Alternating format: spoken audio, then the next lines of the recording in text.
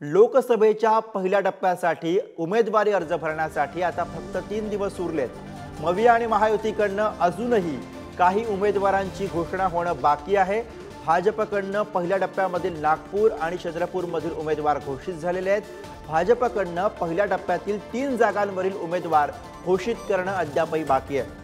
पहिल्या टप्प्यातील मतदारसंघ काँग्रेसचा फक्त एकच उमेदवाराचं नाव घोषित करण्यात आलेलं आहे. तर 27 मार्च लोकसभेसाठी उमेदवारी अर्ज दाखल करण्याचा शेवटचा दिवस आहे. तर लोकसभेच्या पहिल्या टप्प्यासाठी उमेदवारी अर्ज भरण्यासाठी आता फक्त 3 दिवस बाकी आहेत. मात्र अजूनही सगळेच उमेदवार पहिल्या टप्प्यातल्या मतदारसंघांमधले काही दोन्हीकडनं महायुती असेल किंवा महाविकास आघाडी असेल दोन्हीकडनं फायनल झाल्याचं चित्र सध्या बघायला मिळत नाहीये. त्यामुळे स्वाभाविकच आहे इच्छुकांची धाकधूक वाढलेली आहे.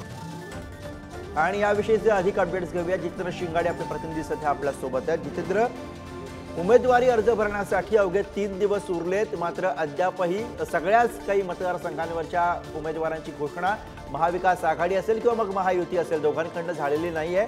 त्यामुळे कशी धाकधूक वाढले इच्छुकांमध्ये? नक्कीच गुरु, कारण 20 तारखेपासून निवडणुकीची अधिसूचना झाली आणि अधिसूचना जारी झाली होती आणि त्याच दिवसापासून उमेदवारी अर्ज भरण्याची देखील प्रक्रिया सुरू झालेली आहे.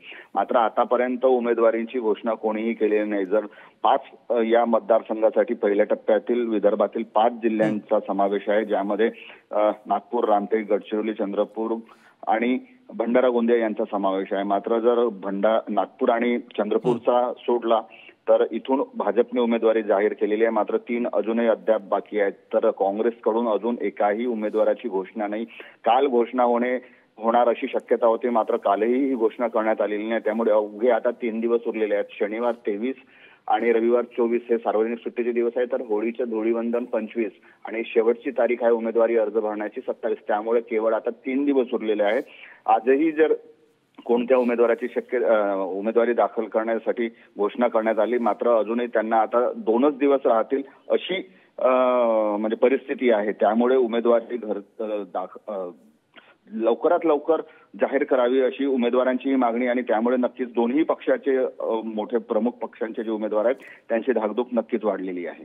गुरु जितेंद्र, पहिल्या टप्प्यामध्ये विदर्भातले 5 मतदारसंघ आहेत. कुठल्या ठिकाणी जास्त धाकधूक आणि कुठल्या ठिकाणी जास्त पेच सध्या विदर्भामध्ये बघायला मिळतो या 5 मतदारसंघांचा विचार केला तर? सुरुवातीला जे क्लिअर मतदारसंघ होते त्यांची भाजपकडून उमेदवारी जाहीर करण्यात आलेली आहे, ज्यामध्ये नागपूर आहे. केंद्रीय मंत्री नितीन गडकरी यांचं नाव जवळपास निश्चित होतं आणि तशी अपेक्षाही होती आणि त्यानुसार त्यांच्या नावाची घोषणा करण्यात आलेली आहे.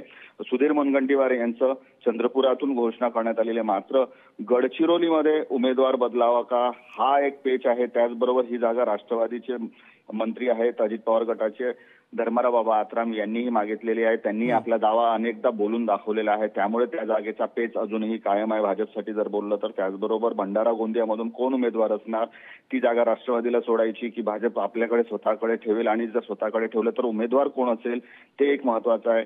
त्याचबरोबर रामटेकच्या जागेचा तिढा जो आहे आणि पेच जो आहे तो अजूनही सुटलेला नाही. मुख्यमंत्री शिंदे यांचे विद्यमान खासदार आहेत कृपाल तुमाणे, ते दावा सोडायला तयार नाही. मुख्यमंत्री किंवा शिंदे गटही ती जागा सोडायला तयार नाही. त्यामुळे पक्षातीलच दोन्ही पक्षामधील जे महायुतीमधील घटक पक्ष आहेत त्यांच्यामध्ये जेव्हापर्यंत या जागांसाठी कोण उमेदवार असेल आणि जागा कोणाकडे जाईल यावर अद्यापही निर्णय झालेला नाही. त्यामुळे हे उमेदवार कोण असतील आणि धाकधूक नक्कीच वाढलेली आहे, कारण अजूनही उमेदवार घोषित करण्यात आलेले नाही. त्यामुळे आता अवघे 3 दिवस उरले आहेत आणि या 3 दिवसात जर उमेदवार घोषित केले तर त्यांना धावपळ करीतच सर्व आपली प्रशासकीय कामे आणि जी उमेदवारी अर्ज दाखल करण्याची धावपळ आहे ती पूर्ण करावी लागेल.